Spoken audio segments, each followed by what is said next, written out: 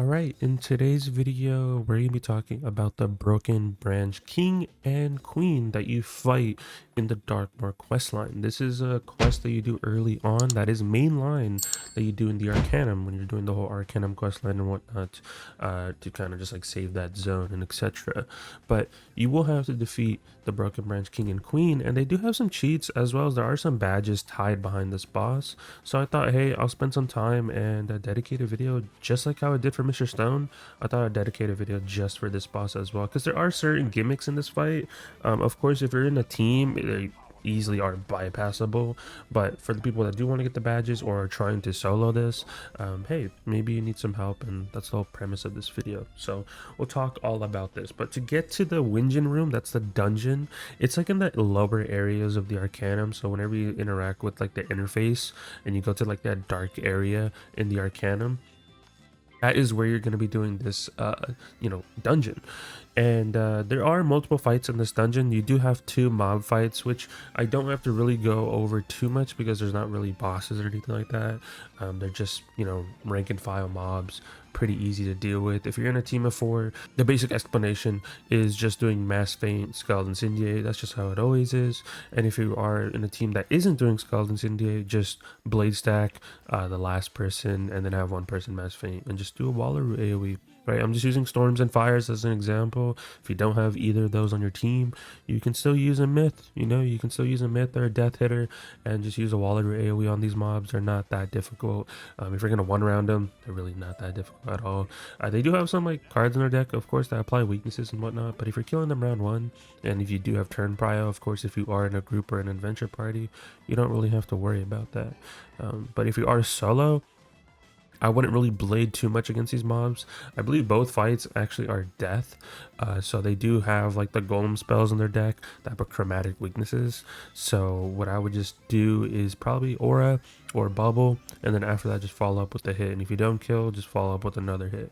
I wouldn't blade too much in this fight, or at least in the mob fights, just because hey, they can counter you and whatnot. So there is that. But let's get into the main part of this dungeon, which is the King and Queen. Now, I do like this fight. I like the gimmick behind it, and I found out there were like cheats on the last day about certain other stuff that were in this fight, which I'd never caught till I accidentally fled. But I wasn't recording, which kind of sucks. But let's go over the cheats and I'll explain what I mean. So the Broken Branch King, his cheats are you the king? At the beginning of the round, he will randomly choose a wizard as the king. Now, if you are a solo player, you're always going to be the king.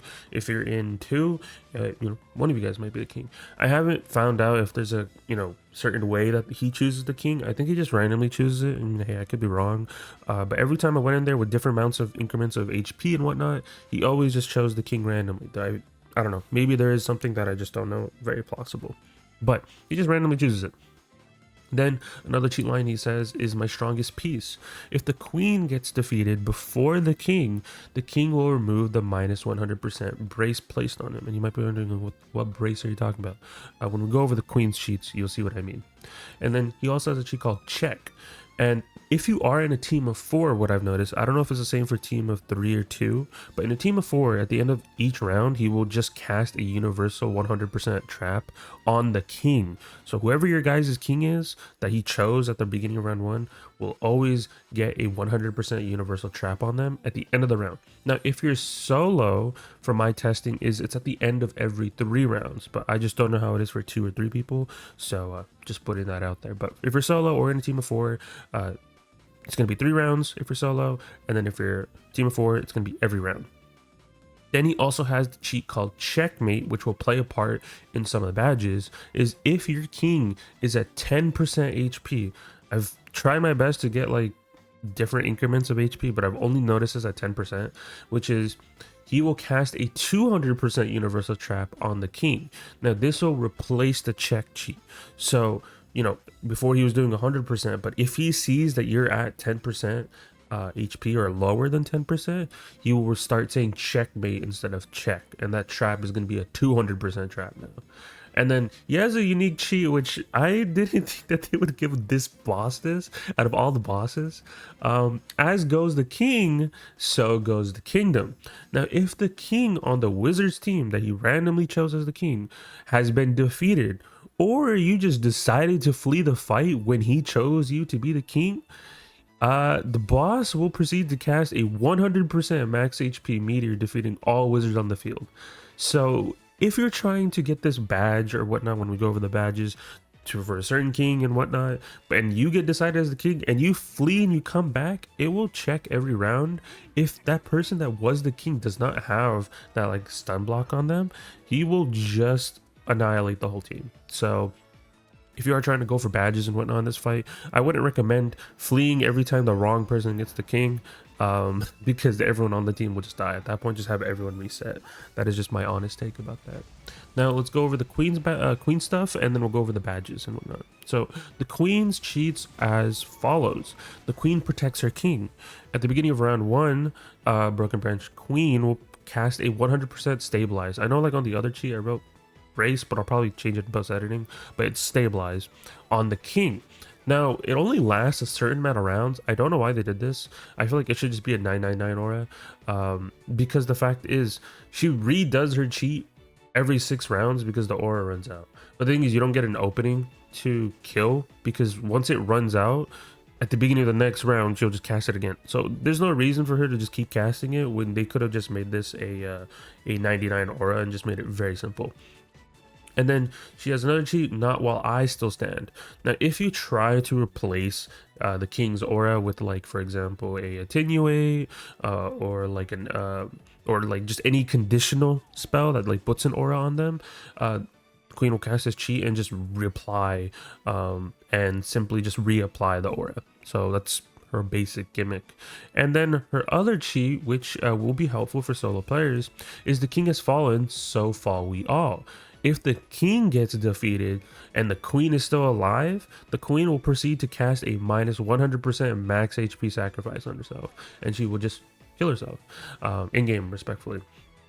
So that will be useful for you solo players, not so much if you're in teams, because you can just kill everybody at the same time. But for solo people, you have the option of, do you want to target the queen first and get rid of the brace so that it's easier for you to kill the king, or are you just gonna power through, kill the king as fast as possible, and then the queen will just cast a sacrifice on herself and she'll just die. So it gives you some options. Now let's quickly go over the badges before we get into some fight strategies, which is the King of Kings. Now if you want that badge, it says defeat Broken Branch King and Queen in the Arcana with 4 wizards, and defeat the enemy king with your king. So this one's a little bit RNG in my opinion, unless, like I said, there is a way to force a person to be your king. But whoever is the king has to be the person that kills the king on their team. So I know we're gonna be talking about kings and queens a lot in this fight, but whoever is randomly chosen as the king, your duty basically to get this badge is, hey, you have to kill the Broken Branch King. That's how you get that badge. Then you have the other badge, which is Broken Branch Kingslayer, which is defeat the king first, which you're going to be doing that anyways in solo, unless you choose to defeat the queen first.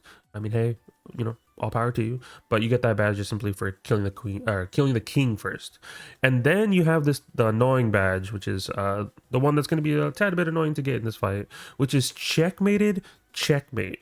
Now, defeat Broken Branch King and Queen in the Arcanum after the king declares checkmate. Now, this isn't referring to the check cheat. This is referring to the checkmate cheat. So you literally, to be able to get this badge, you have to have the king, the one that's specifically the king, because this will be targeted at him. This is how the cheat and the gimmick works. They have to be below 10% HP or at 10% HP. And if you are in a team of 4, he will say checkmate every single round if you are below 10% HP. But if you're in solo, I don't know how it works for 2 and 3, but if you are in solo, he will do it every 3 rounds. So you got to time your hit. For team of 4, it's going to be easy, but choosing your particular king is the annoying part. So there is that. Those are the badges to get from the Broken Branch King. Now when it comes to strategies, how do you do this fight with all these shields and whatnot? Because he is ice, he does have a bomb in his deck, he does have like golem that puts like chromatic shields and whatnot. He also does have a woolly mammoth, which I learned the hard way when I was soloing this. Stuff like that he does, and it's path B and whatnot, so you do have to be wary about that. You could even risk aura. I don't even know if he has thieving dragon in his deck. I haven't been able to test that, and it's very possible he does, but if you're in a team of 4, the realistic way to do this is just stunning, because there will be minions. So stunning round 1, just so you don't have to deal with animations. You don't have to stun, it just makes the fight a little bit more easier. You can literally just add another buff to the hitter if you want to. You don't have to do that. It's just, I put it there just to save some time. And then after that, you just blade stack the hitter, and if you are running a fire, you can just do blast off, incendiate. And you want to have person 1 particularly pull the king. The reason why we're doing that, and you just gotta hope that they're not a balance, whoever your person 1 is. The reason why they're pulling the king is if he does do anything chromatic related, it will be based upon person 1. So hopefully your person 1 is not a fire or a storm or a balance. Reason is if you have a fire storm hitter and the king hits you with chromatic stuff, then the hitter is going to be annoyed because, hey, well, what's going on? I got shields against me now. And then balance is going to be universal shield. So recommend putting a different hitter or a different school that is not the same as your hitter in slot 1, or a balance. The balance can be in slot 2, but do recommend pulling the king. And then you can just do blast off, incendiate, kind of straightforward. And if you are not doing anything incendiate related, at that point, just mass feint and then feint stack into a blades and whatnot, and then just hit with the Stormlord and Fire Dragon. But I do recommend using Shatter, just because on the off chance he does put some shields and whatnot, it will make fighting the king easier. So you don't have to worry too much about putting weaknesses or not putting weaknesses, using Shatter on like the other mobs or even the queen, just because the king is realistically the one that's going to be having shields. You can just ego it if you want to. You don't have to use Shatter. Like I said, you can definitely ego it. Maybe he doesn't cast the Legion Shield, maybe he doesn't cast a chromatic spell or anything like that. That is completely fine. You don't have to Shatter, but I'm putting it there just as a safety net. If not, just put another feint and just ego. That is completely up to you. Now that we got all the team of 4 strategies out the way, because it's just a 2-round fight, how do you do this solo? I know some people are going to ask that. What do I do? Do I target the queen first? Or do I just ego the king and just go strictly for him? Now when I did this, I literally only targeted the king. So what I did was I just put a stabilize on myself, and from there I kind of played a little bit defensive, and I was also learning the stuff at the same time. So I was learning the fact that he did have certain cheats and whatnot, and certain spells while I was doing this. So I learned the hard way not to put weaknesses on an ice. I mean, yeah, you would think that if you do advanced combat, but sometimes some mobs and bosses don't have that. So I just was like, hey, let me just risk it. What's the point? Let me just risk it. And lo and behold, I got hit with a woolly mammoth. So don't put infections on him. I think realistically the best way to do this is just simply just trap stack him. You can do feints and whatnot. You can put your school traps, because they are buffed to 40% now, and then if you potent them, they will be 50%. Another spell you can use in your solo adventures is use Oni's Shadow, which is really good for solo players in my opinion, and this is such a really good spell. Is it puts 2 35% traps on the enemy that are the same. Of course, they're not gonna be used for the same hit. You can only use one of them, but it does also put a brace on you at the same time, so you can be a little bit offense and defensive at the same time with the same spell. So I do recommend using that if you want to. And then after you just go for trap stack, the turn before you shatter, or the turn before you hit, I do recommend using Shatter. So if you have an infinite removal Shatter TC or a removal of 3, hopefully we get simple removals in the future. I mean, I've been begging for it for a while, but sadly still nothing. So hey, whenever that happens, it happens, and use that. That will be like your good spell to use before you hit. And then if you also want to, you can even use the Pierce Blades. I was testing that out in this fight, and I was like, here, I'll give it a shot. And you can definitely use the Pierce Blades, because Pierce Blades are like 30% or 20% now or something like that. Really absurd. And he does have a minus 100% brace. So hey, if you don't have enough Pierce, Like, for example, I think I ran in this fight with like 60 pierce or 70 pierce. I sacrificed a lot of damage to do that because I was like, okay, well, his aura is going to be the most annoying thing. Yeah, you can use a pierce blade and then just trap stack, and then after that, before you hit, shatter, and then just hit with whatever. And then you don't really have to worry about minions in this fight if you're soloing because they don't spawn. It's only going to be the king and the queen. And if you just kill the king, the queen will just cast sacrifice on herself. So that's the basic gimmick if we're doing this solo. Hopefully that explains it. Just simply trap stack, play a little defensive. I wouldn't worry too much about blades. Of course, I used blades because, of course, I didn't know all the cheats at the time. But now I'm explaining this from experience and whatnot.